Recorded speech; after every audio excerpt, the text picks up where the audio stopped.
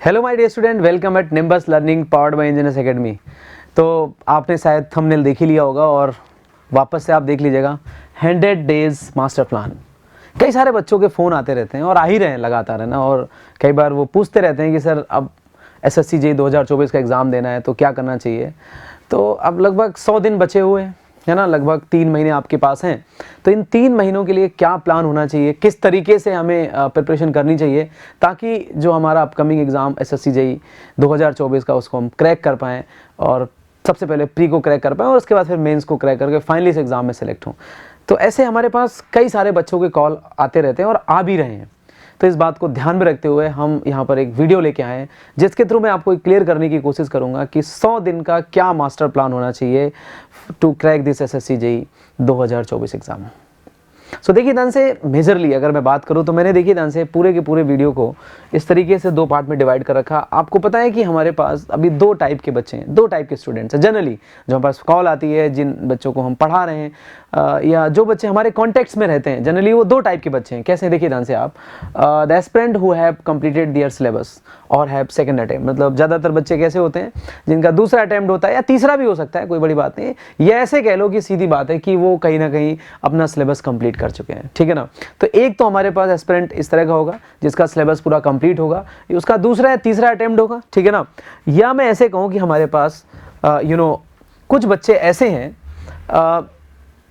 who have not completed their syllabus till now, जिन्होंने अभी तक अपना सिलेबस कंप्लीट नहीं किया है और वो अभी अपना सिलेबस कर रहे हैं, जिनका सिलेबस चल रहा है। जैसे कि सपोज दैट आपका अभी एक आध सब्जेक्ट रह गया है ना। तो यानी कि आप अभी रनिंग स्टूडेंट्स हैं, मतलब जस्ट अभी पास आउट हुए इसी साल और आपने तैयारी चालू करी, तो हो सकता है कि आपका सिलेबस का एक आध 2 सब्जेक्ट रह गया हो और मे बी वो आपका अप्रैल एंड तक या फिर कई बार तो मई एंड तक होगा, यानी कि एग्जाम जाते जाते उसके पहले सिलेबस कंप्लीट होगा। तो ऐसे भी बच्चे मेरे पास हैं। तो मैंने पूरे वीडियो को 2 पार्ट में डिवाइड कर रखा है ताकि मैं क्लियर कट तरीके से ये बता पाऊँ कि किस तरह से आपको तैयारी करनी चाहिए, ठीक है ना।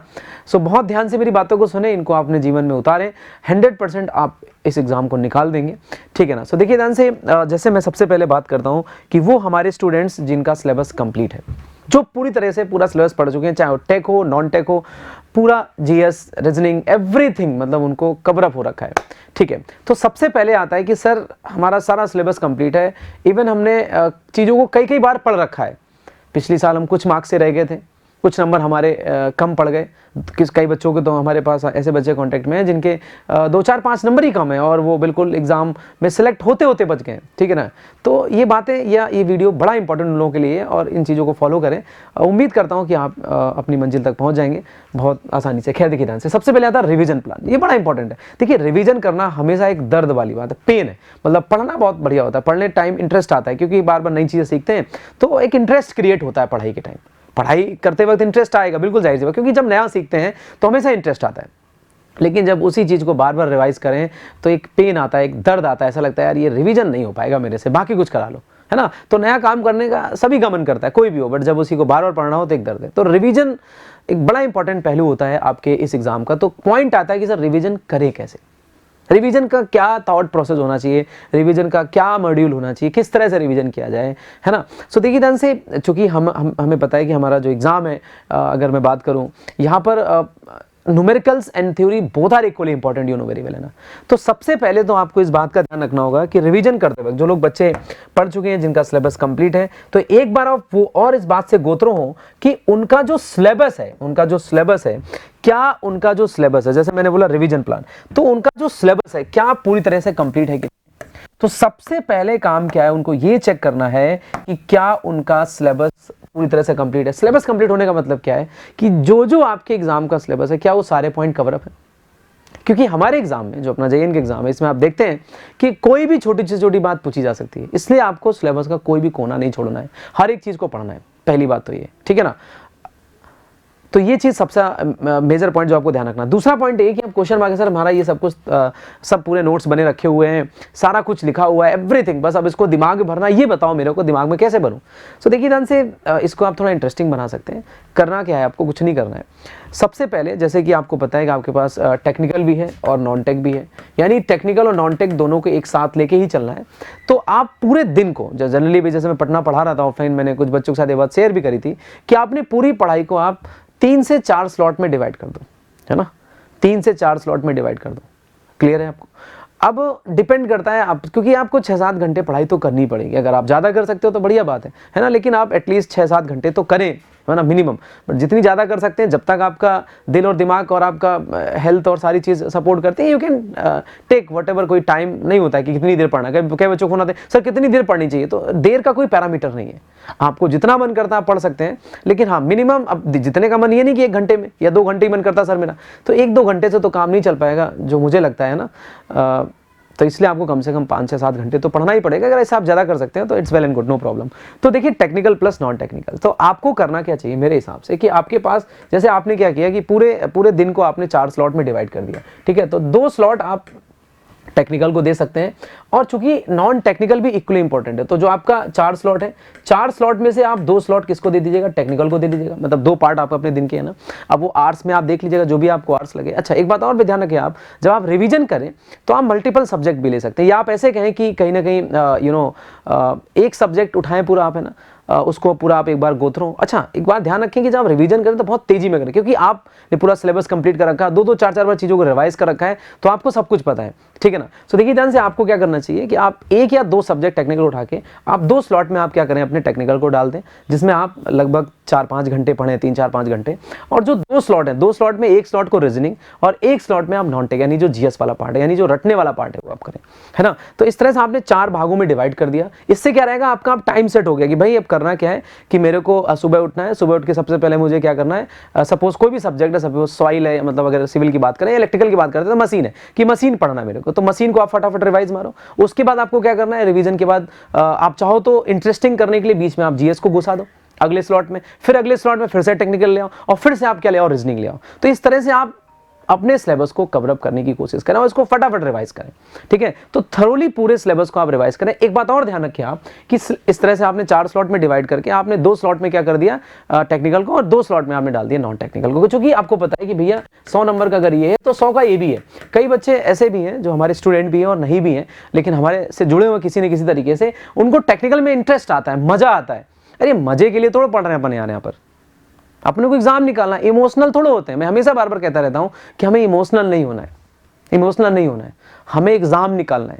बात समझ नहीं आ रही है? तो एग्जाम निकालने के लिए आपको ध्यान देना होगा कि मार्क्स कहां से आ रहे हैं, मार्क्स कैसे आए। तो अगर 100 का ये तो 100 का ये भी है, ये अलग बात है कि स्कोरिंग है थोड़ा सा, लेकिन इसमें भी आपको पता होना चाहिए रीजनिंग भी स्कोरिंग है। 50 में 50 नंबर लाने की क्षमता में रीजनिंग में, तो रीजनिंग को आप इग्नोर नहीं कर सकते। अगर आप पढ़ेंगे तो नहीं ला पाएंगे नंबर, तो रीजनिंग को भी आप ध्यान दें और रोज ध्यान दें आप। ये नहीं होता है कि आप बस आज पढ़ लिए फिर 2 दिन बाद पढ़ेंगे। नहीं सर, हमें तो क्या है ना कि वो मशीन में बड़ा मजा आता है, नेटवर्क में बड़ा मजा आता है, तो मजा नहीं, मजे से कुछ नहीं होने वाला है। तो आपको बहुत ही स्ट्रिक्टली अपने शेड्यूल को फॉलो करना होगा। तो आपको मैंने क्या बोला कि 2 स्लॉट में आप टेक्निकल डालें, अल्टरनेट में, जैसे पहले टेक्निकल, फिर जीएस, फिर टेक्निकल, फिर रीजनिंग, इस तरह से आपने 4 बार इसको रिपीट किया। तो ऐसे करते करते आपका सिलेबस तो पैरेलली हो ही रहा। अब देखिए ध्यान से, दूसरा पॉइंट ये कि आपको करना क्या है, जब आप सिलेबस, क्योंकि बड़ी बड़ी कॉपियां आपने बना रखी, बड़ी बड़ी किताबें आपके पास है, सब कुछ आपके पास है, तो इतना बार बार रिवाइज करना बड़ा चैलेंजिंग होता है। तो मैं हमेशा अपने बच्चे को बोलता रहता हूँ कि आप शॉर्ट नोट जरूर बनाएं, क्योंकि हमारे एग्जाम में ऐसा नहीं कि बहुत सारे कुछ न्यूमेरिकल्स आने वाले हैं, बहुत ही बेसिक न्यूमेरिकल्स आते हैं और ज्यादातर थ्योरेटिकल क्वेश्चन ही होते हैं, और जो न्यूमेरिकल भी होते हैं वो थ्योरी जैसे होते हैं, they are very straightforward. तो आपको शॉर्ट नोट्स जरूर बनाना चाहिए। अगर अभी तक भी नहीं बनाया आपने तो अभी बना लो, आप, समय आपके पास है, अभी है आपके पास 100 दिन, तो साथ के साथ आप रिवाइज भी करते जाओ और अपने शॉर्ट नोट्स बनाते जाओ, ताकि जब आप दोबारा आप रिवाइज करो तो अब फिर आप फुल कॉपी करने की जरूरत नहीं है। अब आप उन शॉर्ट नोट से ही करो। आप फिर जहां कहीं अटक जाओ तो उन अटकने के बाद आप उनको आप रिवाइज कर सकते हो। अब आपने कहा सर हमने पूरी थ्योरी तो रट ली, पूरा थ्योरी हमें समझ में आ गई और हमने इसको पूरा अपने दिमाग भर लिया, क्या सर इतना करने से हमारा काम चल जाएगा? नहीं। आपको पता है कि जाहिर सी बात है कि जितना इंपॉर्टेंट इस सारे कंटेंट को दिमाग भरना उतना ही प्रैक्टिस भी है, यानी इस तरह के क्वेश्चंस भी करना। मैं बार बार रिपीट करता हूं कि कोई भी एग्जाम हो उसको करने के लिए आपको जरूरी है उसके पीवाईक्यू। तो पीवाईक्यू आप लगा लो, इसलिए नहीं लगाने कि इनको रटना है या ये एग्जाम में आना, बिल्कुल भी नहीं। आपको पता है कि अपन पीवाईक्यू जब करेंगे तो हमें आइडिया लगता है किस तरह के क्वेश्चन आते हैं, और आपने तो दूसरा अटेम्प्ट, आपको पता ही क्वेश्चन कैसे आते हैं, लेकिन फिर भी आप इनकी प्रैक्टिस करें। साथ के साथ आप सबको ही पता है कि अपनी सबसे वेल नोन बुक है एमसीक्यू, उसको भी लगा सकते हो आप, जो कि शायद बेस्ट बुक है, जिसमें आपने गेट, ईएससी और यानी पुराने जो AN JN के सारा कुछ इसमें समाहित है। और ऑब्वियस सी बात है, बहुत अच्छी किताब, इसको आप लगा सकते हैं, जिसमें आप देखेंगे बहुत सारे क्वेश्चन हैं। तो ये पॉइंट भी आपको समझ में आ गया होगा। Now we have a next, अगर आप ध्यान से देखें, समझने की कोशिश करें, एंड ये प्रैक्टिस के लिए हो जाएगा, इसको आप प्रैक्टिस पर्पज से देख सकते हैं, ठीक है। तो आप रिवीजन में समझ में आ गया कैसे करना अल्टरनेटिव, तो पूरा आपको शॉर्ट नोट्स के थ्रू और साथ के साथ देखना, यानी पूरा कंसेप्ट, यानी पूरी चीज आपके दिमाग भरी होनी चाहिए। अब इसके बाद में आता है नेक्स्ट, जैसे मैंने बोला, तो ये आप इस तरह से रिवीजन कर सकते हैं, क्योंकि आपका पूरा दिन है, क्योंकि आपको कहीं जाना नहीं है, आपका सिलेबस कंप्लीट हो चुका है। तो उम्मीद करता हूं कि ये वाली बात तो आपको पूरी क्लियर हो चुकी है ना। इसके बाद आता है सर टेस्ट सीरीज प्लान, है ना। तो रिवीजन कैसे करना मैंने समझा दी। अब आती बात यहां पर आपको टेस्ट सीरीज प्लान, कि टेस्ट सीरीज का क्या प्लान होना चाहिए सर। तो देखिए टेस्ट सीरीज में क्या है कि चूंकि आप पूरा खाली हैं, आपके पास कोई मतलब खाली इन द सेंस कि केवल पढ़ाई करनी है, बाकी कोई काम है नहीं, ना ही आपको क्लासेस जाना है, क्योंकि सिलेबस आपका कंप्लीट है। तो मैं हमेशा अपने बच्चे को बोलता रहता हूं कि आपको करना क्या है, कि कहीं ना कहीं क्या करना है, this point to be noted है ना, कि टेस्ट सीरीज जो आपके पास है, सी हियर, कि हमारे पास जो टेस्ट सीरीज है, तो टेस्ट सीरीज को कैसे एग्जीक्यूट करना है ना, ये बड़ा इंपॉर्टेंट है। अब अपनी भी टेस्ट सीरीज अभी जस्ट ही लॉन्च होने वाली कुछ दिन बाद, है ना। तो आप ध्यान रखिएगा कि आप ट्राई ये करो कि आप वीक में, है ना, वीक में, मैं बता रहा हूं, ध्यान से मेरे सुनो आप, जो बच्चे गलती करते हैं, इस चीज को बहुत ध्यान सुनो मेरी बात। आपको क्या करना है कि एक वीक में, है ना, मैं पहले ही बताता हूं, देखिए ध्यान से, आपके पास दो टाइप के टेस्ट होते हैं, फुल लेंथ होता है, और दूसरा मेरे पास क्या होता है, सब्जेक्ट वाइज टेस्ट होते हैं, सब्जेक्ट वाइज टेस्ट। तो मेरा ये मानना है कि जो ऐसे स्टूडेंट जिनका सिलेबस कंप्लीट हो चुका है, वो एटलीस्ट दो टेस्ट, टू टेस्ट, मतलब एटलीस्ट, जैसे नेटवर्क है उसके दो टेस्ट आप सब्जेक्ट वाइज दो, ताकि आपको पता लगे कि भाई आप कितना समझ पाए चीज़ों को। और ध्यान रखें कि टेस्ट सीरीज बड़ी रेलेवेंट होनी चाहिए। आजकल मैं देख रहा हूँ दुनिया भर के प्लेटफॉर्म में टेस्ट सीरीज लॉन्च करते हैं SSC JEE की, अब ऐसा गेट के क्वेश्चन डाल दे रहे हैं, मतलब वो भी गेट के, वो जो कभी एग्जाम में नहीं आने वाले हैं, कभी नहीं आने वाले हैं। अब होता क्या, सब कट पेस्ट कर रहे हैं, मतलब ही नहीं है, उनको लग रहा है कि नहीं गेट ही JEE है, बिल्कुल ही नहीं है यार, दोनों का बिल्कुल ही डिफरेंस है। ठीक है, नेटवर्क वहां भी आती, यहाँ भी आती, मैं भी गेट पढ़ाता हूँ, हजारों बच्चों के एग्जाम में सिलेक्ट भी करा चुका हूँ, लेकिन इस बात का ध्यान रखना है कि GATE is different examination from, अगर मैं कंपेयर करूं JEE से, बिकॉज इतना टाइम नहीं होता है यहाँ पर। वहां 65 क्वेश्चन 180 मिनट, यहाँ 200 क्वेश्चन और आपके पास 120 मिनट, तो इतना लॉजिक तो आपको लगाना चाहिए ना कि क्या है। तो ऊट पटांग टेस्ट सीरीज भी नहीं ज्वाइन करनी। मेरा कहने का मतलब है कि सब्जेक्ट वाइज जो आपके टेस्ट हैं, दो टेस्ट दो आप।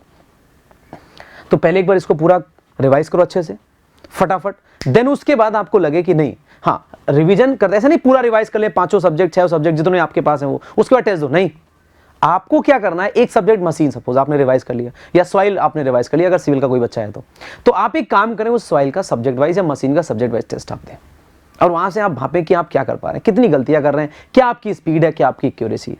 उससे आपको एक जजमेंट मिलेगा कि भाई हमें अब क्या है, अगला जो सब्जेक्ट अब जब टेस्ट देंगे, क्योंकि इसमें एक बार और चांस है, एक बार और मशीन देंगे, एक बार और नेटवर्क देंगे, समझ रहे हो मैं क्या कहना चाह रहा हूं। तो आप दो सब्जेक्ट वाइज टेस्ट दो। अच्छा सर, इनकी फ्रीक्वेंसी क्या होनी चाहिए। हाँ, जो सब्जेक्ट वाइज टेस्ट है आप इनको आप पर वीक दे सकते हैं, मतलब एक वीक में एक दो आप, बस ज्यादा नहीं देना है, एक वीक में एक दे सकते हो, और बहुत मैक्सिमम करना है तो दो दे सकते हो, क्योंकि आपको पर सब्जेक्ट दो देने हैं, तो पर वीक दो से दे सकते हो आप, लेकिन दो ज्यादा है, आप एक दीजिएगा, अभी स्टार्टिंग में एक दीजिएगा, बाद में आप चाहो तो फ्रीक्वेंसी बढ़ा सकते हो।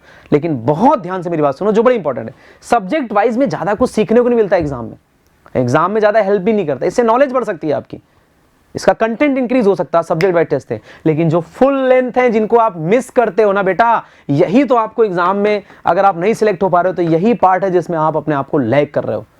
मैं आपको सजेस्ट कर रहा हूं आज पर निम्बस लर्निंग प्लेटफॉर्म पर कि आप ध्यान रखिएगा, जो फुल लेंथ है आपको पर वीक, जितने बच्चों का सिलेबस कंप्लीट हो चुका है, जिनका सेकंड अटेम्प्ट है, थर्ड अटेम्प्ट है, आपकी तैयारी भी हुई हो और चाहे ना हुई हो, आप जैसे ही अपनी टेस्ट सीरीज अभी जस्ट लॉन्च होने वाली है, आपको पर वीक एक फुल लेंथ टेस्ट देना है, हर वीक एक टेस्ट देना है आपको, फुल लेंथ टेस्ट देना है, यानी 200 नंबर। सर मेरा अभी नॉन टेक थोड़ा मन नहीं कर रहा है, रिवाइज नहीं है सर वो क्या ना जीएस थोड़ी मुझे आती नहीं, अभी थोड़ा सा रिवाइज नहीं है सर, वो हो जाएगी फिर टेस्ट देंगे। बेटा बस यही गलती आप कर रहे हो, बस यही गलती आप कर रहे हो। सर मैं क्या है ना, फुल लेंथ दिया आपने बोला और मैंने फुल लेंथ दे दिया, और जब फुल लेंथ दिया तो हमारे नंबर ही 80 आए सर 200 में, तो सर अभी फुल लेंथ देने का कोई मतलब ही नहीं। बेटा यही तो गलती कर रहे हो ना आप, यही तो गलती कर रहे हो ना। आपको सर मजा आ रहा है ना किसी पर्टिकुलर सब्जेक्ट में, तो उसी को पढ़ते जा रहे हो, आप ये भूल जा रहे हो कि पेपर 200 नंबर का है, तो आपको हर हफ्ते एक बार आपको मैदान में उतरना पड़ेगा, हर हफ्ते आप मैदान में उतरो, फुल लेंथ दो, भले आपके 50 नंबर है, 60 नंबर है, 70 नंबर है, कोई मैटर नहीं करता है, लेकिन आपको पता लग जाएगा कि भाई साहब जो हमें आता है वो भी नहीं कर पा रहे हैं, या हमें क्या इंप्रूवमेंट की जरूरत है। तो इस बात को बहुत ध्यान से समझें आप कि आपको टेस्ट सीरीज देनी है हर वीक में, एक फुल लेंथ। सब्जेक्ट वाइज की बात है वो तो चल ही रहे, वो आप पर वीक 1 या फिर आप एक काम करें पर वीक 2 भी दे सकते हैं, ठीक है ना। उससे क्या होगा, उससे एग्जाम में ज्यादा कोई हेल्प नहीं मिलती, उससे आपका नॉलेज इंक्रीज हो सकता है, आपका कंटेंट इंप्रूव हो सकता है, लेकिन फुल लेंथ से एक्चुअल में पता लगता है कि वास्तविकता में आपकी तैयारी क्या है, कि क्या आप जीएस कर पा रहे हो, क्या आप रीजनिंग कर पा रहे हो, क्या आप सारे सब्जेक्ट को एक साथ मैनेज कर पा रहे हो, ये चेक होता है। तो आप समझ सकते हो कि अगर आपने पर वीक 1 दिया तो महीने में 4 होते हैं, मोटा मोटा आपके पास 3 महीने हैं, तो 12-13 टेस्ट आप दे सकते हो कम से कम। और अगर आपने 12-13 टेस्ट फुल लेंथ लगा दिए, मुझे नहीं लगता है कि आपको फिर कोई जरूरत है कुछ करने की, उससे पूरा क्लियर हो जाएगा कि आपकी कैसी तैयारी चल रही है। ये वो बच्चे हैं जिन्होंने सिलेबस कंप्लीट करेंगे। बहुत ध्यान से मेरी बात सुनना। अगला पार्ट आता जो कि मैंने बताया यहाँ पर एनालिसिस, ये बड़ा खतरनाक है, इसको आप बहुत ध्यान सुनना। तो पहला समझा दिया रिवीजन कैसे करना है, ठीक है ना। तो सब्जेक्ट वाइज टेस्ट जब देना, तो जैसे एक सब्जेक्ट पढ़ा, सब्जेक्ट वाइज टेस्ट दे दिया, ठीक है ना। सर अभी हमारे सब्जेक्ट पूरे रिवाइज नहीं हो, फिर भी फुल लेंथ आप देंगे, नहीं दे दो आप फुल लेंथ, क्या आएगा 70 नंबर आएंगे, आने दो ना, पता तो लगेगा कि क्या हुआ, क्या रिक्वायरमेंट, क्योंकि आपने तो पढ़ रखा पूरा ना, एक बार तो है ना, पूरा पढ़ रखा आपने, समझ रहे हो मेरी बात आपकी। तो आप तो दो, और आप इसी बहाने क्या होगा कि आपका रिवीजन का स्पीड बढ़ेगा, कि जल्दी जल्दी करना, क्योंकि अगला टेस्ट फिर से देना है, फिर फुल लेंथ लगाना मुझे। और ट्राई करो कि आप उसी टाइम में, जिस टाइम में आपके एग्जाम्स होते रहते हैं, जैसे कई बार आप देखते हैं 2 बजे एग्जाम है, कभी 9 बजे एग्जाम है, तो जो रहता है अभी कुछ दिन बाद आ भी जाएगा, लेकिन मेरे टाइम में आने का, लेकिन फिर भी आप दिन में ही टेस्ट दें, ऐसा नहीं रात में 12 बजे टेस्ट दे रहे हैं आप, चूंकि पेपर दिन में होता है तो दिन में ही पेपर दें आप, है ना, जिस टाइम में आपके एग्जाम्स रहते हैं, ताकि अपन एक उसी तरह हैबिचुअल हो जाए, है ना। नहीं पता था रात में 1 बजे टेस्ट दे रहे हैं, 1 से 3 टेस्ट देते हैं, ये कौन सा टाइम है यार, रात में टेस्ट होते हैं क्या, है ना। सब रात में पढ़ सकते हो, लेकिन टेस्ट तो उसी टाइम दो ना, सुबह दो या दोपहर में दो या शाम को दो, जो आपके शेड्यूल्ड रहते हैं उन्हीं 3-4 में आप देते रहिएगा, किसी न किसी में आपका उसी टाइम पेपर हो जाएगा। एनीवे एनालिसिस देखिए, ध्यान से एनालिसिस में अगर बात करता हूँ, यहाँ पर भी आपको बहुत ध्यान देना है। अच्छा, ये जैसे मैंने बोला ना कि ये उन बच्चों के लिए जो अभी सब सिलेबस कंप्लीट हो जाए, बहुत सारी बातें ऐसी हैं जो कॉमन है, जो हमारे बच्चे हैं जिनका सिलेबस अभी चल रहा है, बस उसमें मुझे कुछ थोड़ा सा ऐड ऑन करना है। बहुत ध्यान से मेरी बात सुनना आप। अब देखिए ध्यान से, अगर मैं बात करता हूं एनालिसिस की, तो एनालिसिस में देखिए ध्यान से 3 पार्ट में डिवाइड करता हूं। सबसे पहले आपको क्या करना है, एरर। किस बात की एनालिसिस कर रहे हैं हम, टेस्ट सीरीज की, जो हमने टेस्ट दिया, एरर, फिर accuracy, and then we have a speed. तीसरे नंबर पे स्पीड आती है, ध्यान रखना। अब आप गलती क्या करते हो, पता नहीं कितने बच्चे मेरे पास आते हैं कि सर टेस्ट सीरीज में दे रहा हूं। हमने कहा बहुत बढ़िया, टेस्ट सीरीज दे रहे हो आप। सर मैं जब टेस्ट सीरीज देता हूं तो मैं क्या करता हूं, 200 नंबर का पेपर होता है, तो मैं 150 या 170 अटेम्प्ट कर देता हूं, कई बार 185 कर पाता हूं सर। लेकिन सर अटेम्प्ट तो मैं 150 कर रहा हूं, लेकिन मेरे नंबर 100 ही आ रहे हैं सर, 50 क्वेश्चन गलत कर दे रहा हूं। अब आप समझो, आप कितनी बड़ी एरर है, पता, 50 क्वेश्चन गलत कर रहे हो, सोच रहे हो आप, मतलब देखो अटेम्प्ट कितना अच्छा आपका है, 150 क्वेश्चन का, यानी 150 क्वेश्चन में आपका आइडिया था ना, आपको भाई तुक्का तो लगाया नहीं आपने, भाई आपने जबरदस्ती तो लगाया नहीं, आपको आता होगा तभी तो लगाया होगा ना, भले आपको उसके बारे में आइडिया तो था ही ना, तभी तो आपने टिक किया ना। यानी अगर आप 150 क्वेश्चन टच कर रहे हो, इसका मतलब आपको आइडिया था, बट उसमें आपने 50 गलत कर दिए। क्या करें सर फिर हम, कुछ नहीं करना है आपको। सबसे पहले जो आप ये एरर कर रहे हो ना, इतनी ज्यादा जो आप क्वेश्चंस गलत कर रहे हो ना, इसके 2 कारण हो सकते हैं। एक तो आप बहुत ज्यादा स्टेप जंप कर रहे हो। स्टेप जंप करने का मतलब ये है कि आप हर चीज डायरेक्ट करने की कोशिश कर रहे हो, सोच ही नहीं रहे हो कर क्या रहे हो आप। तो पहले तो आप अपने स्टेप जंप करना बंद करो। भले आप पेन मत चलाओ, लेकिन दिमाग तो चलाओ। जैसे कोई नोडल का क्वेश्चन है तो रेफरेंस लिया आपने, तो प्रॉपर एक दिमाग में पिक्चर तो बने आप कर क्या रहे हो। स्टेप जंप करना कम करो। सर इससे तो स्पीड कम हो जाएगी, बिल्कुल सही बात है। अगर आप स्टेप जंप करना कम करोगे तो आपकी स्पीड तो स्लो होगी, लेकिन ध्यान दीजिएगा, मान लो आपने 130 क्वेश्चन अटेम्प्ट करे, 150 नहीं कर पाया, 20 क्वेश्चन आपने कम करे, क्यों, क्योंकि आपकी स्पीड बहुत स्लो हो गई। लेकिन अगर आपने 150 में 130 में से अगर आपने 120 क्वेश्चन या 125 क्वेश्चन सही कर दिए, तो मुझे ऐसा लगता है कि कहीं ना कहीं उस 150 से तो बहुत बेटर था।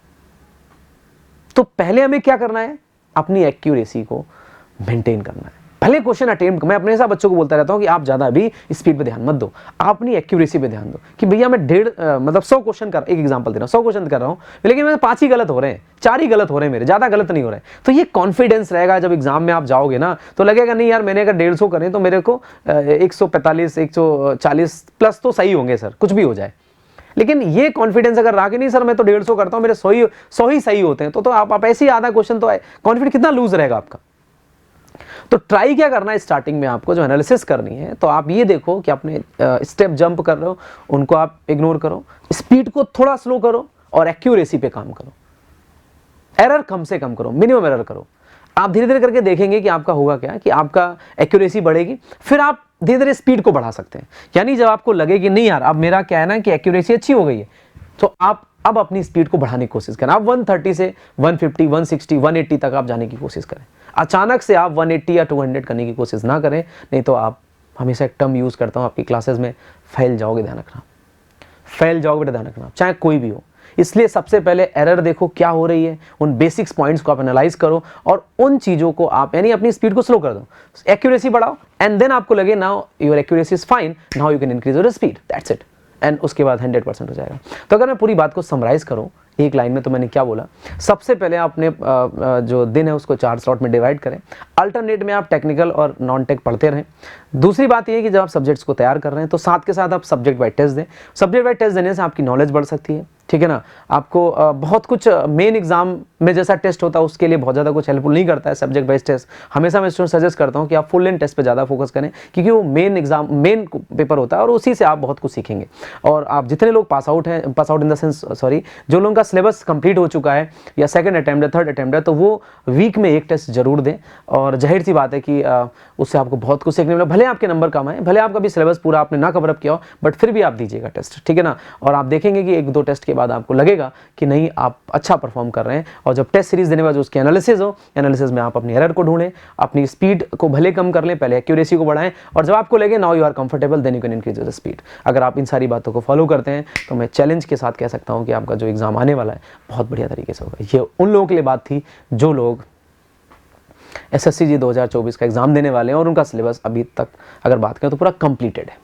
Now we have those students जो बेचारे अभी पढ़ रहे हैं, आया समझ में नहीं आया, जिनका सिलेबस चल रहा है, बात समझ नहीं आई, जो अभी कहीं ना कहीं उनकी कहानियां चल रही हैं, ठीक है ना। तो देखिए ध्यान से, वो भी बड़े प्रेशर में है कि सर अभी भी तो हम पास आउट हुए और जाहिर सी बात है कि अभी मेरा सिलेबस कंप्लीट ही नहीं हुआ है और कैसे क्या करें मेरे को समझ ही में नहीं आ रहा है। ऐसे तो मान लो मैं अभी रनिंग बैच पढ़ा ही रहा हूँ, पटना पढ़ा के, जयपुर पढ़ाया, ऑनलाइन पढ़ा रहा हूँ, बच्चे भी तैयारी कर रहे हैं, उनके सिलेबस ही चल रहे हैं अभी, और हो सकता है अभी अप्रैल मई तक सिलेबस चले।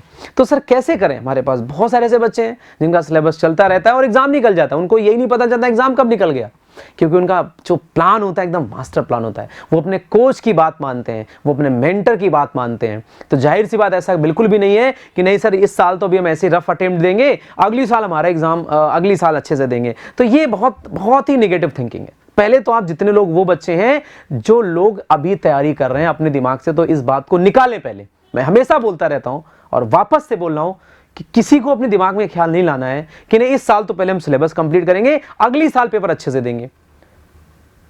अगर आपने इस बात को अपने दिमाग से निकाल दिया तो ही मेरा वीडियो देखिए आप, अदरवाइज आप यहां से वीडियो को बंद कर दो देखना, है ना। क्योंकि अगर आपके दिमाग में ये है कि सर अभी तो हम सिलेबस कंप्लीट करेंगे, पहले अगली साल पेपर देंगे, तो फिर क्या ही मतलब रह गया। मतलब मैं आपको बता दूं बहुत सारे ऐसे बच्चे मेरे हैं जिनको ये पता ही नहीं चलता है कि एग्जाम में सेलेक्ट कब हो गए, सेलेक्ट कब। मेरे पास एक अभी सिविल का बच्चा था अपने जयपुर सेंटर का, मेरी अंकुश सर से बात भी हो रही थी, जो सिविल डिपार्टमेंट से अंकुल सर हैं, तो उनसे मेरी बात हो रही थी। वो बता रहे थे कि हमारे पास एक बच्चा सिविल का था, वो अभी बीटेक 3rd ईयर में था, सो उसने पूरा मेंस वेंस सारा कुछ क्वालिफाई कर दिया, लास्ट ईयर की बात है बेसिकली। तो पॉइंट इज दैट है कि वो भी एलिजिबल नहीं था, मतलब चूंकि डिग्री चाहिए आपको, या फिर चूंकि उसने डिप्लोमा नहीं किया हुआ था तो डिग्री चाहिए थी, मतलब आपको जब वहाँ जाना होता डॉक्यूमेंट्स के लिए, लेकिन एग्जाम तो उसने क्वालिफाई कर दिया। यानी मैं कहना क्या चाह रहा हूँ, मैं इससे ये समझाने की कोशिश कर रहा हूँ कि ऐसा कुछ भी नहीं मैटर करता है कि नहीं पहले आप बीटेक कंप्लीट करें, डिप्लोमा कंप्लीट करें, या ऐसे कहें कि मतलब जो सिलेबस चल रहा है अभी आपकी कोचिंग में, जो आप पढ़ रहे हैं वो पहले कंप्लीट हो उसके बाद ही हमारा सिलेक्शन होगा। ये बहुत ही नेगेटिव थिंकिंग है। चलिए अब मैं बात करता हूं कि जो हमारे प्यारे प्यारे बच्चे जिनका अभी सिलेबस रनिंग है, जिनके 1-2 सब्जेक्ट बचे हुए हैं, उनका क्या होना चाहिए। देखिए ध्यान से, आपको भी क्या करना है, रिवीजन क्या प्लान क्या होना चाहिए, क्योंकि आपके पास एक सब्जेक्ट ऐसा है जो रनिंग सब्जेक्ट है, जो सब्जेक्ट चल रहा है बेटा अभी। अब जो सब्जेक्ट चल रहा है और रनिंग है, तो आप कैसे करें अपनी, मैं जनरली बताता भी रहता हूं, वापस से बता रहा हूं, आप भी एक काम करें अपनी पढ़ाई को, क्योंकि देखिए आपको थोड़ी मेहनत ज्यादा लगेगी, है ना, मेहनत तो लगेगी। अब ठीक है, मेहनत करने के लिए तो आप रेडी ही हैं। कई बच्चों से बात होती है कि सर मैं मेहनत करूंगा, आप बताओ कैसे करनी है ना, 5 घंटे 10 घंटे में पढ़ लूंगा, आप बताओ करना क्या है, आप बताओ तो सही करना क्या है। देखिए ध्यान से मैं बता रहा हूं क्या करना है, ध्यान दीजिएगा। आपको करना क्या है कि आप अपने पढ़ाई को फिर से वही 4 स्लॉट में या 4 पार्ट में डिवाइड कर दो, 4 स्लॉट्स में आप डिवाइड करो। यानी जो आपकी पढ़ाई है उसको आप 4 स्लॉट में डिवाइड करो, यानी 4 स्लॉट ले लो आप, ठीक है। अच्छा, नॉन टेक ध्यान रखना आप, जो नॉन टेक है ना वही बड़ा इंपॉर्टेंट है। तो आप देखिए ध्यान से 4 स्लॉट में, तो यहाँ टेक भी है नॉन टेक दोनों की बात कर रहा हूं, ऐसा नहीं कि केवल टेक से ही काम चलेगा, नहीं, टेक से काम नहीं चलेगा, नॉन टेक भी चाहिए आपको। अब 4 स्लॉट मेरे पास है, हमें फिर से वही सेम काम करना है कि इस बार थोड़ा सा आप ध्यान दीजिएगा, अपने को क्या करना है कि जो 2 स्लॉट है एज यूजुअल, 2 स्लॉट तो अपने को टेक्निकल के लिए और 2 स्लॉट अपने को नॉन टेक्निकल के लिए। देखिए non technical, again I repeat, 100 number 100 number, and don't get emotional, again I repeat, मैं बार बार रिपीट करता हूं, इमोशनल नहीं होना आपको है, बिल्कुल ध्यान रखना है ना। 100 दोनों का 100 इसलिए मतलब दोनों को बराबर है ना। यहां पर देखिए ध्यान से, आपने 4 स्लॉट, टाइम आपके ऊपर है, 5 घंटे पढ़ते हो 10 घंटे पढ़ते हो, है ना। क्योंकि देखिए ध्यान से, चूंकि अगर आप कोचिंग भी जा रहे होंगे तो आपका नॉन टेक भी चल रहा होगा, टेक भी चल रहा होगा, तो मुझे लगता है 5 6 7 घंटे तो आप कोचिंग में ही अपने को दे रहे हो अभी आप। क्योंकि अगर मैं जनरली बात करूं तो हमारे पास जो क्लासेस चलती हैं, आप सबको ही पता होगा कि टेक्निकल भी रहता है लगभग 3.5 4 घंटे का, उसके बाद में फिर आपका नॉन टेक भी होता है 1.5 पौने 2 घंटे का, फिर आने जाने का टाइम, तो मतलब 6 7 8 घंटे तो आप वहीं इन्वॉल्व हो, है ना। तो आप समझ सकते हो फिर 6 7 घंटे आप सोते भी हो, तो मुझे लगता है कि आप 6 घंटे ही बड़ी मुश्किल से निकाल पाओगे, या 5 घंटे घर पढ़ने के लिए, है ना, इतना तो आप निकाल लेते हो, 5 6 घंटे तो आप पढ़ लेते हो, ठीक है। फिर भी लेकिन इस 6 घंटे को, या जो 7 घंटे पढ़ते हो उसको 4 से डिवाइड कर देना आप, तो जाहिर सी बात यहाँ 4 स्लॉट आपके पास आ जाएंगे, ठीक है। अब आपको करना क्या है, जो टेक है, टेक में आपको क्या करना, बहुत ध्यान से मेरी बात सुनना आप, इस टेक में आपको करना क्या है कि 2 स्लॉट है ना, इन 2 स्लॉट में से एक स्लॉट वो रहेगा जो आपका रनिंग सब्जेक्ट है। सपोज मैं एग्जांपल ले रहा हूं कि आपका एक रनिंग सब्जेक्ट है मशीन आपका चल रहा है, ठीक, तो मशीन आपका रनिंग है, मान लो एग्जांपल ले रहा हूं, है ना, या कोई और चल रहा सब्जेक्ट, है ना, कोई भी सब्जेक्ट चल रहा है, तो मान लो मशीन आपका चल रहा है, तो देखिए जो एक स्लॉट है, इस स्लॉट में आपको मशीन का रिवीजन करना, क्योंकि सर ने पढ़ाया आज तो उसको रिवीजन भी करना, फिर इसकी प्रैक्टिस भी करनी है, तो रिवीजन प्लस प्रैक्टिस इसी में होना चाहिए। और बहुत ध्यान से आपको कॉन्सेंट्रेट होकर क्लास में समझना है, ताकि मोस्ट ऑफ द चीजें आप क्लास में ही समझ जाओ। क्योंकि अपनी जो क्लासेस होती है बहुत हम लोग आराम से समझाते हैं, कोई जल्दीबाजी नहीं करते हैं, तो आप देखेंगे जब 3 साढ़े 3 घंटे क्लास लेते हैं तो आप देखते हैं कि 90% या 80% ज्यादा क्लास में ही चीजें क्लियर हो जाती है। मतलब एक बार जाके घर पे बस आप देखो, अपने आप ही समझ में आ जाता है। समझ रहे हो मैं क्या कहना चाह रहा हूं? तो आपको थोड़ा सा कॉन्सेंट्रेशन की जरूरत पड़ेगी। तो आपको एक स्लॉट में क्या करना है कि इसका रिवीजन करना है, और फिर उसके बाद में आपको करना क्या है, इसकी प्रैक्टिस भी करनी है। तो ये स्लॉट खत्म हो गया, लेकिन आपको पूरे एकदम बिल्कुल ईमानदारी से जो दूसरा स्लॉट आपने बना रखा है ये रिवीजन में, सपोज इसके पहले आपका मान लो नेटवर्क हो चुका था, नेटवर्क सब्जेक्ट कंप्लीट हो चुका था, ठीक है ना, तो आपको करना क्या है कि जो नेटवर्क है इसके जो पेंडिंग क्वेश्चंस हैं, इसके जो शॉर्ट नोट्स अगर नहीं बनाए तो वो बनाना है, और इनका आपको की पॉइंट्स बना के रखने हैं, यानी इस सब्जेक्ट को रिवाइज करना है, पैरेलली रिवाइज करना है, ठीक है सर। तो आप समझ में आ गया क्या करना है। अब देखिए नॉन टेक में क्या, नॉन टेक में 2 स्लॉट थे आपके पास, नॉन टेक में 2 स्लॉट थे, है ना, ठीक है। अगर आप चाहो तो यहाँ जो 2 स्लॉट आपने नॉन टेक के लिए, इनका टाइम थोड़ा सा कम कर सकते हो, लेकिन मैं तो नहीं कहूंगा क्योंकि ये भी 100 नंबर का है। तो आपको नॉन टेक में क्या करना चाहिए कि यहाँ पर आप जैसे कि 2 स्लॉट आए, तो एक स्लॉट में सीधा सीधा हिसाब है कि आपको रीजनिंग को डालना है, और दूसरे स्लॉट में आपको सीधा हिसाब है कि आपको जीएस को डालना है, ठीक है ना। यानी जीएस भी आपको पढ़ना है, भले आप आधे घंटे पढ़े 45 मिनट पढ़े, लेकिन जीएस के आप भले 5-10 क्वेश्चन याद करें, लेकिन रोज याद करें आप, रोज की बात ही अलग रहती है। कुछ बच्चे ऐसे जो 2 महीने से नॉन टेक 2 महीने से जो जीएस पार्ट है पढ़ ही नहीं रहे, कोचिंग में पढ़ाया जा रहा है बट खुद रिवीजन ही नहीं करते, बस पढ़ लिया जैसे वैसे। मैं देखता हूँ बहुत सारे बच्चे क्या टेक्निकल लेते हैं और निकल जाते हैं, तो गलत बात है ना। ये तो आपको टेक्निकल से नॉन टेक भी, क्योंकि ये भी तो 50 नंबर का है, ये भी तो 50-50-100 का है ना, तो फिर ऐसा है पार्सलिटी क्यों कर रहे हो यार। नहीं सर मेरे को मजा आ रहा सर मशीन में, सर तो मजे के लिए आए थे क्या आप, मजे के लिए आए थे तो फिर इसी में थोड़ा मजा आता है। दुनिया में बहुत सारी चीजें मजे आएंगी, अपने को एग्जाम निकालना, बेटा एग्जाम निकालना है ना, तो जब एग्जाम निकालना है तो एग्जाम के हिसाब से चलना पड़ेगा ना, या फिर ऐसे मजे के लिए चलना पड़ेगा। तो नॉन टेक कौन पढ़ेगा, इसको भी तो पढ़ो ना आप।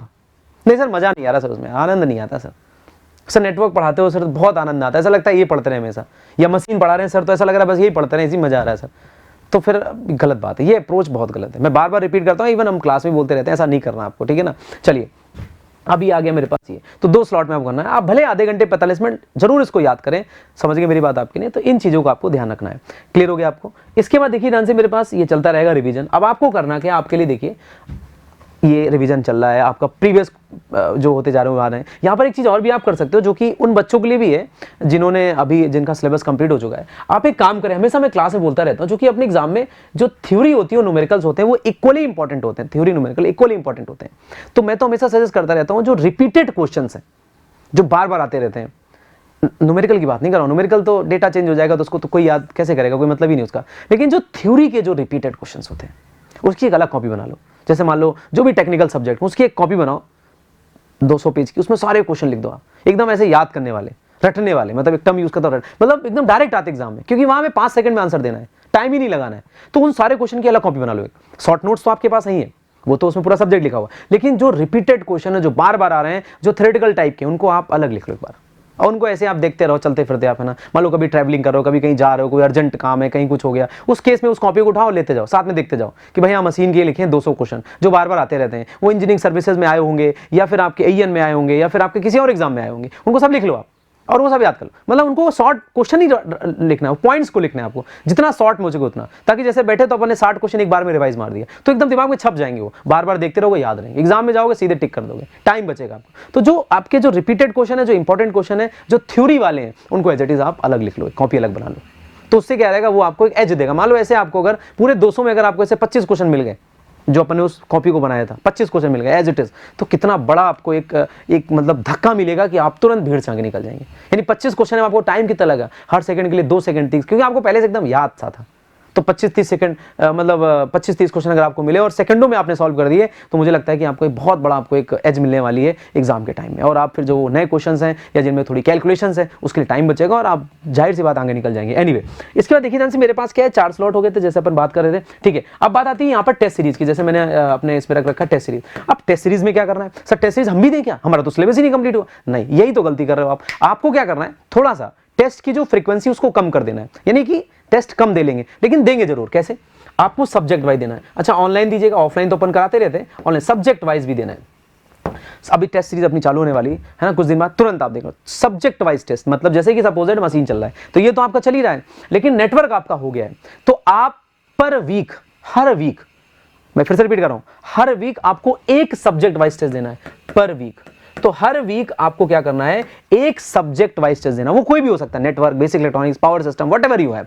ओके, तो जो सब्जेक्ट हो गया इसका रिवीजन किया आपने, रिवीजन चल ही रहा है फटाफट, और आप किसका टेस्ट दे दो। इससे क्या होगा, आपको चेक हो जाएगा कि आपका रिवीजन किस स्केल पे चल रहा है या क्या आपको जरूरत है, वो आपको पता लग जाएगा। सर अब क्या करें, तो ये हो गया। सर इसके बाद क्या करें, अब देखिए ध्यान से, आपका सिलेबस कितना हुआ अभी, हो सकता है आपके 2 सब्जेक्ट रह गए हो या नॉन टेक का कुछ पार्ट रह गया हो, यानी कि आपका 80% या ऐसे कहो 70 to 80% सिलेबस कंप्लीट हो चुका है। अभी कुछ सिलेबस बचा हुआ, 20-25% सिलेबस आपको बचा है, लेकिन फिर भी मैं आपको सजेस्ट करूंगा कि इन एवरी 15 डेज, मतलब आपको हर 15 दिन में एक फुल लेंथ भी लगाना है।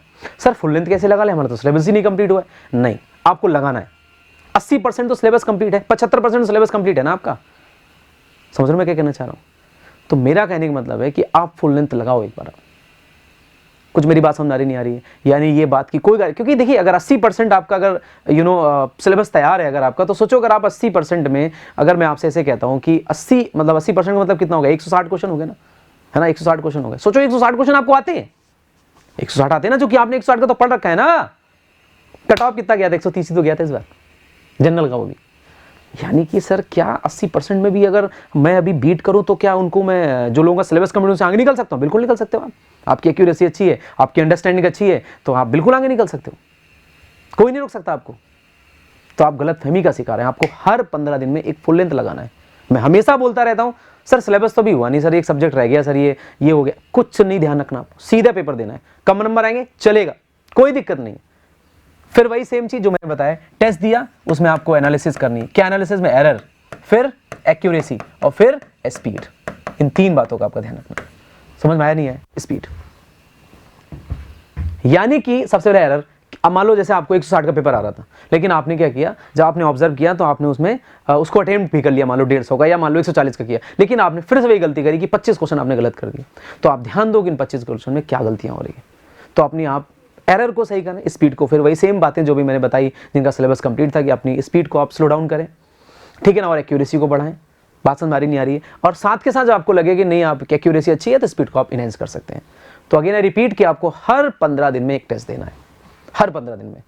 हमने जबकि जिनका सिलेबस कंप्लीट था उनको मैंने पर वीक के लिए सजेस्ट किया था, क्योंकि उनका टाइम ज़्यादा, आपके पास टाइम कम है, तो आप हर 15 दिन में एक टेस्ट दें, यानी महीने में 2 टेस्ट देने, ठीक है ना। अच्छा अब चूंकि महीने में 2 दिए, अब महीने तो 3 ही बचे अपने पास हैं, तो आपने मान लीजिए सपोज दैट शुरुआत के जो आपके पास अभी जो 3 महीने लगभग टाइम है, 3 महीने ज़्यादा ही वैसे तो, लेकिन अगर बात करूं यहाँ पर, तो मान लो अगर आपने अभी इन जो 2 महीने भी हैं, इन्हें जो 60 दिन है या 50-60 दिन है, यहाँ पर आपने हर 15 दिन में एक टेस्ट दिया, मतलब 4 टेस्ट आपने दे दिए मालूम मोटा मोटा।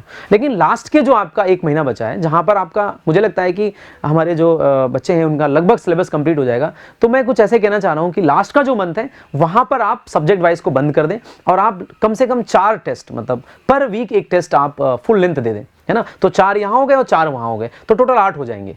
तो आप देखेंगे यहाँ पे आपको ये आइडिया लग जाएगा कि भाई नॉन टेक में हमें चीज़ों को, चूंकि आपने रीजनिंग पूरा पढ़ लिया बट मार्क्स ही नहीं आ रहे हैं, तो उसमें क्या ज़रूरत है आप सर से बात करें, है ना, आशीष सर से बात करें, कन्हैया सर से बात करें कि भाई हमारे मार्क्स कैसे इंप्रूव हो, हम कैसे 50 में 50 नंबर लाएं।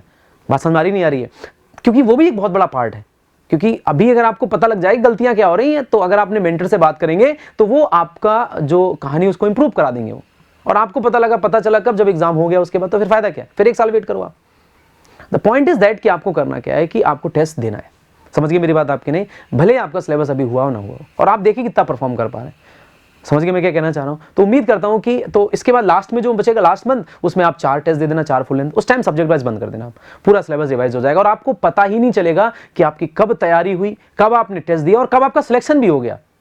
आपको ही आइडिया नहीं लगेगा। आप मेरे को खुद ही कॉल करके मैसेज करो, सर आपने सही एक वीडियो डाला था यूट्यूब पर, उसको मैंने फॉलो किया और मुझे पता ही लगा मैं सेलेक्ट कब हो गया। इतना बिजी रहोगे, शेड्यूल को प्रॉपर्ली फॉलो करो, खुद ही अपना शेड्यूल बनाओ, खुद ही फॉलो करो, और बहुत ही एकदम ईमानदारी से, एकदम ऑनेस्टी से। ये नहीं कि पता चला बना तो लिया फॉलो कर ही नहीं रहे, तो भी मतलब एक नेगेटिव पॉइंट है, ठीक है ना। तो उम्मीद करता हूँ कि मैं इस छोटे से वीडियो के थ्रू मैं उन दोनों स्टूडेंट्स को जो अभी रनिंग है जिनका सिलेबस, उनके लिए, और जिनका सिलेबस कंप्लीट हो चुका उनको मैंने कुछ हद तक गाइड किया। अगर वो इन बातों को फॉलो करेंगे, अच्छा जो मैंने बातें बताई हैं ये अपने एक्सपीरियंस से, हमारी जो टीम है जिसके साथ हम बैठ के डिस्कशन करते हैं उससे ही निकल के आया पॉइंट कि भाई क्या बच्चों को गाइड करना चाहिए, क्या मास्टर प्लान होना चाहिए, वो सारी बातें मैंने बताई। और ये चीज़ें ऐसी नहीं कि कोई मैं एक दिन की बात है, ये 50,000 बच्चों को पढ़ाने के बाद, गाइड करने के बाद, पिछले कई सालों से इसी फील्ड में काम करने के बाद वो जो निष्कर्ष होता है, जो निचोड़ होता है, वो मैं आपको बता रहा हूँ। और जो बच्चे फॉलो करते हैं, जो टॉपर्स करते हैं, जो हमारे बच्चे जो एग्जाम में सिलेक्ट होते हैं, उन सारी चीज़ों को मैं बता रहा हूँ।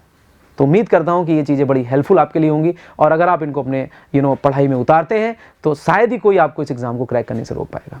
Thank you so much. If you really like the video, please hit the like button, share the video, subscribe to our YouTube channel and press the bell icon for the latest updates. Thank you.